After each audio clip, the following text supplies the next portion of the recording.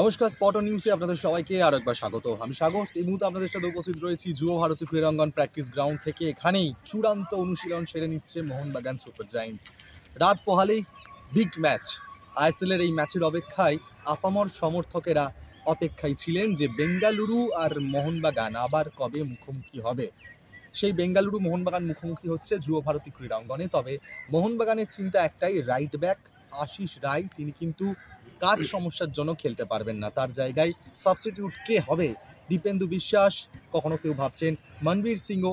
সেটা পরেই কোচ সমাধান করবেন, যখন টিম লিস্ট হাতে আসবে সব সমস্যার সমাধান হয়ে যাবে। তবে বেঙ্গালুরুকে নিয়ে চিন্তা কিন্তু একটু বাড়ছে, খুবই স্বাভাবিক। বেঙ্গালুরুতে শুরুটা ভালো হলেও ইদানিং সময়ে ম্যাচগুলোতে বেঙ্গালুরু পয়েন্ট নষ্ট করছে, যেখানে মোহনবাগানের অনেকটাই সুবিধা হয়েছে। বেঙ্গালুরু 28 পয়েন্টে দাঁড়িয়েছে, সেখান থেকে মোহনবাগান অনেকটাই এগিয়ে আছে। বলাই বাহুল্য, পয়েন্ট তালিকার শীর্ষে ধরার ছোঁয়ার একদম অনেকটাই পিছিয়ে আছে বেঙ্গালুরু। তবে অঘটন ঘটতে পারে, সেদিক থেকেও কিন্তু কোচ মলিনা সতর্ক। প্রি ম্যাচ প্রেস কনফারেন্সে কোচ পরিষ্কার জানিয়েছেন যে লিগ শিল্ড জিতবো আমরাই। আশাবাদী কোচ মলিনা, অনেকটাই কিন্তু তিনি আশাবাদী। এছাড়াও দলে চোট সমস্যা, অনিরুদ্ধ থাপা ছাড়া আর কারো সেরাম নেই, সবাই ফিট। অনিরুদ্ধ থাপার আর কিছুটা সময় লাগবে, একটা ম্যাচ, তারপরেও থাপাকেও পাওয়া যাবে।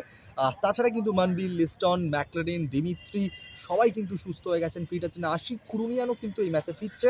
আশিক কুরুনিয়ানকে কিন্তু লিস্টনের জায়গায় ব্যবহার করবে, নাকি সাবস্টিটিউট হিসেবে লিস্টন আশিক কম্বিনেশন হবে, সেদিকেও চোখ থাকবে। তবে চিন্তার বিষয় একটাই, সুনীল ছেত্রীর বেঙ্গালুরুকে নিয়ে, যেখানে বেঙ্গালুরুতে রিয়ান উইলিয়ামস, এডগারের মতন ফুটবলার রয়েছে।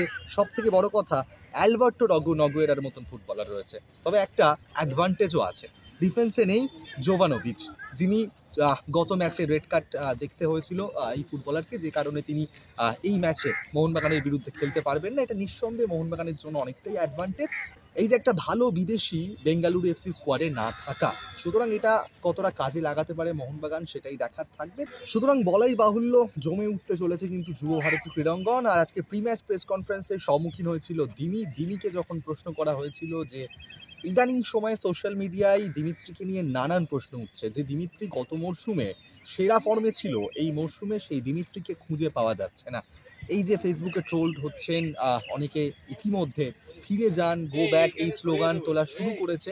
সুতরাং এই যে দিমির অফ ফর্ম, সেটা নিয়ে কিন্তু প্রশ্ন উঠছে, কিন্তু এই প্রশ্নের উত্তরে দিমি বেশ ভালোভাবেই জানান যে এইসব প্রশ্ন বা সমালোচনা নিয়ে আমি ভাবতে নারাজ, মাঠেই জবাব দেব। দিমি ফিরে আসুক ফর্মে, সেটা সবাই চায়, পুরো সমর্থক চায়। দিমিও যদি ফর্মে ফিরে আসে, তাহলে স্টুয়ার্ট, দিমি, কামিংস, ম্যাকলেরেন, তাবৎ তারকাতে ভর্তি মোহনবাগান, খুব একটা সমস্যা হওয়ার কথা না লিগ শিল্ড জয়ের ক্ষেত্রে। তবে সেই অপেক্ষায় কিন্তু রয়েছে দিমি কবে ফর্মে ফিরবে। দিমি কিন্তু জানিয়েছেন যে আমি আমার নিজের সেরাটা দিয়ে চেষ্টা করছি, যত তাড়াতাড়ি সম্ভব নিজের সেরাটা আবার মাঠে আমি ফিরিয়ে দিতে পারি সমর্থকদের সামনে। আজকে প্র্যাকটিস সেশনেও কিন্তু বেশ অনেকক্ষণই ঘাম জড়ালেন ফুটবলাররা বেঙ্গালুরু এফসি কথা মাথায় রেখে। এবার ঘরের মাঠে বেঙ্গালুরুর বিরুদ্ধে কি করে মোহনবাগান, টেবিল টপার, সেই টেবিল টপার হয়ে কতটা আরও পয়েন্টে এগিয়ে যেতে পারে। এফসি গোয়া অনেকটা এগিয়ে এসছে, একদম ছুঁয়ে ফেলার কাছাকাছি মোহনবাগানের, দ্বিতীয় স্থানে রয়েছে। তাদের এই ম্যাচ জিতে এফসি গোয়ার থেকে আরও কত পয়েন্টে মোহনবাগান এগিয়ে যায়, 3 পয়েন্টে এগিয়ে যেতে পারে কিনা, সেদিকে এখন চোখ থাকবে। আপাতত আজকে প্রি ম্যাচ প্রেস কনফারেন্স এবং প্র্যাকটিস সেশন থেকে এই গুরুত্বপূর্ণ আপডেটটা আপনাদের সঙ্গে শেয়ার করব।